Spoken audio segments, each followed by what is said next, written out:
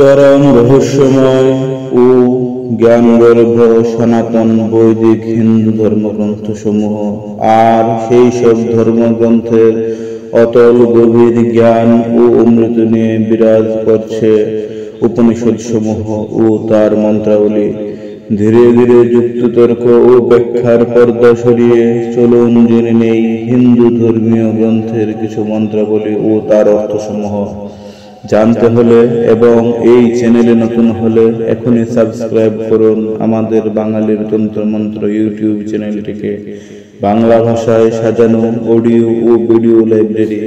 আসুন প্রিয় দর্শক ও শ্রোতা, তাহলে এবার শুরু করা যাক উপনিষদের মন্ত্রসমূহ।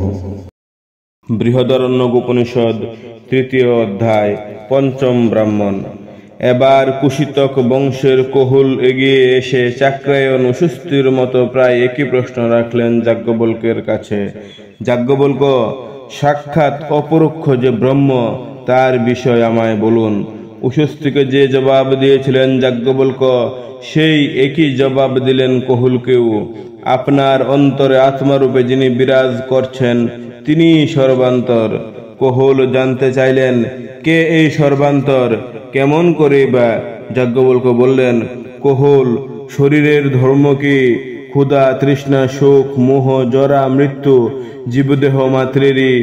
এই কটার পরিণাম তাকে ভোগ করতেই হবে। কিন্তু একজন আছে, যিনি এই সব কিছুর ঊর্ধ্বে, কোনো পরিণাম তাকে ভোগ করতে হয় না, তাই তার কোনো পরিবর্তনও নেই।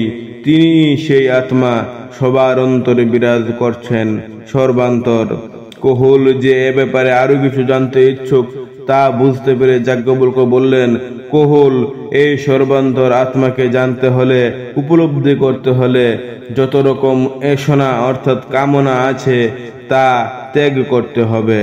সংসারী মানুষের কামনা কি? পুত্র চাই, বৃত্ত চাই, স্বর্গ সুখ চাই। যা পুত্র কামনা তাই বৃত্ত কামনা, আবার যেখানে বৃত্ত কামনা সেখানেই লোক কামনা। সব কামনাই সমান কামনা। ব্রাহ্মণ হতে গেলে এই কামনাকে একেবারে পরিত্যাগ করতে হবে। জীবিকা নির্বাহ করতে হবে ভিক্ষাবৃত্তি অবলম্বন করে। তার মধ্যে যে পাণ্ডিত্যটুকু আছে তা অভিমান অহমিকা ত্যাগ করে তার মনের মধ্যে আনতে হবে বালকের ভাব। তারপর এই পাণ্ডিত্য এবং বালক ভাব দুই ত্যাগ করে মৌন ভাব অবলম্বন করে হতে হবে মুনি। তার উপরে তিনি তার মনোভাব পরিত্যাগ করবেন। তখন তিনি কি মৌন কি অমৌন যেভাবেই থাকুন না কেন হয়ে থাকবেন ব্রহ্মবিদ ব্রাহ্মণ। কোহুল জিজ্ঞাসা করলেন, ব্রাহ্মণ হবেন কি উপায়ে? যাজ্ঞবল্ক্য বললেন, কেন? আত্মদর্শন করে তিনি ব্রাহ্মণ হবেন। যখন তিনি সবকিছুর ঊর্ধ্বে, আত্মা ছাড়া যা কিছু আছে সবই ক্ষণস্থায়ী, সবই দুঃখ, একমাত্র আত্মাই অবিনশ্বর, অমৃত। যাজ্ঞবল্ক্যের কথা শুনে তৃপ্ত হলেন কোহুল। তার আর কিছু জানার ছিল না বলে চুপ করে গেলেন।